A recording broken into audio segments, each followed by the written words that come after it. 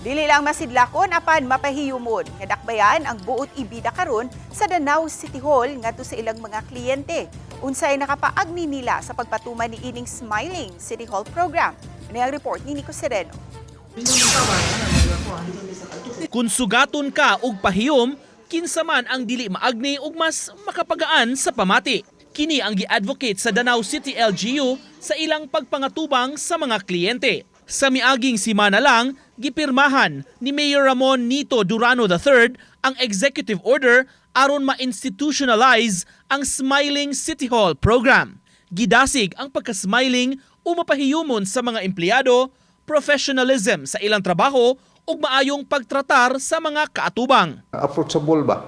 So one way nga dili magpanuko ang tao, mag-smiling gyud ka, pahiyom gyud ka pirme.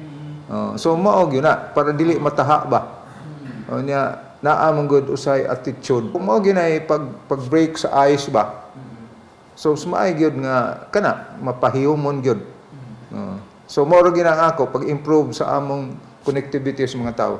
Aminado hinuon si Durano, dili kalikayan nga may problema sa balay ang empleyado apan paningkamutan nga dili maapektuhan ang trabaho. Kung dunay mga reklamo nga masugatan ni ining maong order, hatagan og warning ang empleyado ug isumbong sa Civil Service Commission. Di dadon sa opisina. Bisan pa og dili maimong buot.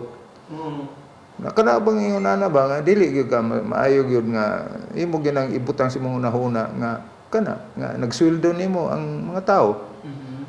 So bahala na kung sa imong mood. Imo gyud pugson imong kugulingon. Kay og dili na nimo mahimo. Mas maay pa din na lang kamusul sa panggobyerno. Pipila sa mga nahinabi namo nga dunay transaksyon sa City Hall uyon usab ning maong executive order. Sama ni ining usa ka retired government employee nga dunay giasikaso bahin sa iyang medical assistance. Ginsakan gimi ana sa una nga mamamayan muna bago mamaya na. Mura kag malift. Oh, kung mayo ang kanang approach sa imo kanang pang-accommodating. Dili magpareha ka ng, pero naglabi ang maayog batasan. O parehaan ni ron kanang gipahangyo mi nila kanang bisag amo ang sayop o nagpahangyo gyapon sila, naghatag sila chance namo.